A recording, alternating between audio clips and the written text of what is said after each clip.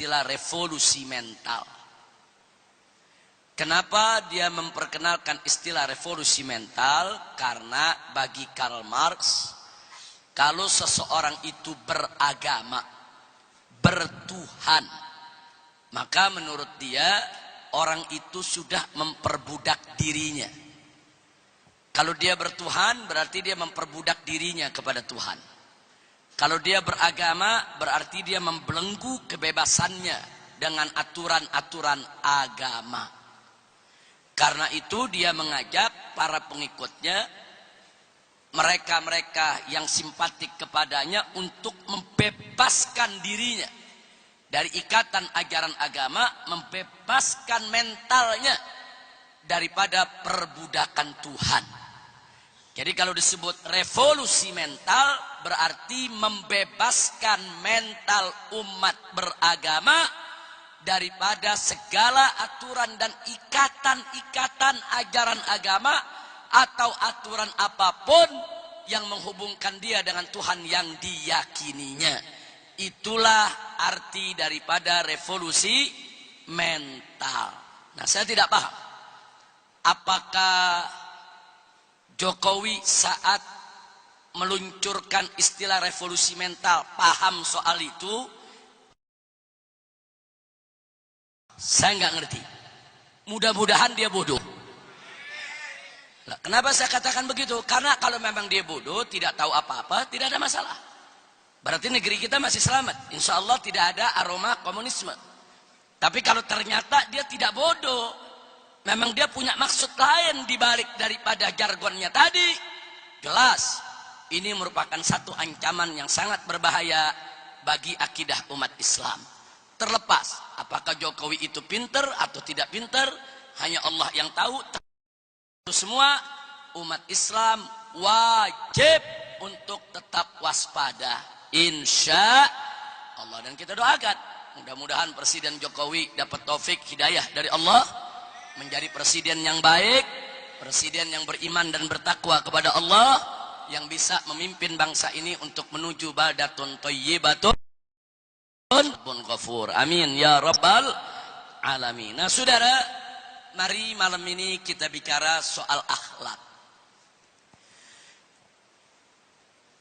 Memprihatinkan sekali di zaman kita sekarang ini, mulai dari kiai sampai santri, mulai dari pejabat sampai rakyat, banyak yang tidak lagi memperhatikan norma-norma akhlak yang diajarkan oleh Allah dan Rasul-Nya. Kita akan buktikan nanti satu persatu secara singkat, padat, ringkas, jelas. Mudah-mudahan manfaat untuk kita semua. Amin ya rabbal alamin. Saudara, adalah agama akhlak. Sekali lagi, agama Islam adalah agama akhlak. 3. Yang pertama iman, kedua Islam, ketiga ihsan. Iman, Islam, ihsan, ketiga perkara ini ditujukan untuk membentuk akhlak manusia yang baik. Kenapa kita bertauhid? Supaya akhlak kita baik. Kenapa kita dituntut menjalankan syariat Islam? Supaya akhlak kita baik. Kenapa kita dituntut untuk menegangkan nilai-nilai ihsan? Supaya akhlak kita baik. Kenapa kita sholat 5 waktu? Supaya akhlak kita baik. Kenapa kita puasa di bulan Ramadan? Supaya akhlak kita baik. Kenapa kita tidak boleh berzina, tidak boleh makan riba, tidak boleh melacur, tidak boleh mencuri, tidak boleh menzalimi orang? Supaya akhlak kita baik. Kenapa kita tidak boleh riya, tidak boleh takabur, tidak boleh sombong, tidak boleh ujub, tidak boleh iri, tidak boleh dengki? Supaya akhlak kita baik. Kenapa kita mesti ikhlas, mesti tegar, mesti tabah, tidak boleh putus asa? Supaya akhlak kita baik. Kenapa kita tidak boleh memakan makanan yang harus memakan makanan yang halal, yang thayyib, supaya akhlak kita baik. Jadi sebetulnya inti daripada ajaran Islam yang kita tahu adalah tauhid dan syariat. Yang keduanya tidak boleh dipisahkan daripada akhlak. Omong kosong orang mengaku tauhidnya kuat kalau akhlak tidak ada. Omong kosong orang mengaku sebagai pejuang syariat kalau akhlak tidak ada, saudara. Tauhid yang kuat harus melahirkan akhlak yang baik. Pelaksanakan syariat yang optimal harus melahirkan akhlak yang baik. Omong kosong orang bicara tauhid, orang bicara syariat, kalau akhlaknya tidak seperti yang diharapkan oleh ajaran Islam, saudara.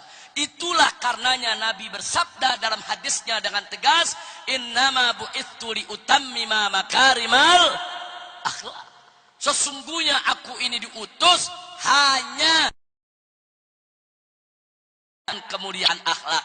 Hanya, kata Nabi, untuk menyempurnakan kemuliaan akhlak.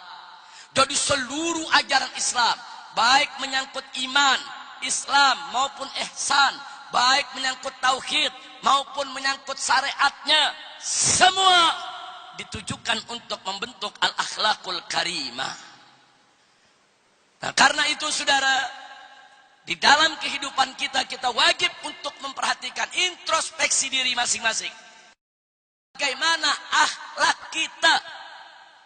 Akhlak kita kepada Allah, akhlak kita kepada Nabi, akhlak kita kepada para malaikat, akhlak kita kepada Al-Quran, akhlak kita kepada para ulama, akhlak kita kepada orang tua, akhlak kita kepada keluarga, akhlak kita kepada tetangga, akhlak kita kepada para sahabat, akhlak kita kepada sesama muslim, saudara.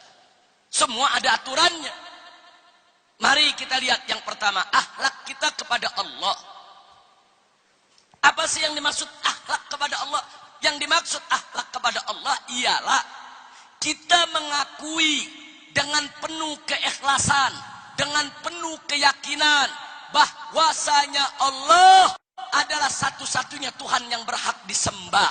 Bahwasanya Allah memiliki nama-nama yang maha indah. Bahwasanya Allah tidak boleh dipersekutukan dengan suatu apapun, saudara. Oleh karenanya mereka yang punya akhlak kepada Allah, mereka tidak akan mempersekutukan Allah, dan mereka tidak akan menentang hukum Allah. Apa yang Allah perintah, kerjakan. Apa yang Allah larang, tinggalkan. Itu akhlak kepada Allah, saudara. Jadi kalau orang tidak mau melaksanakan perintah Allah, dia nggak punya akhlak. Kalau orang tetap mengerjakan apa yang dilarang oleh Allah, dia tidak punya akhlak. Dari mana dia mengaku berakhlak, saudara? Sesantun apapun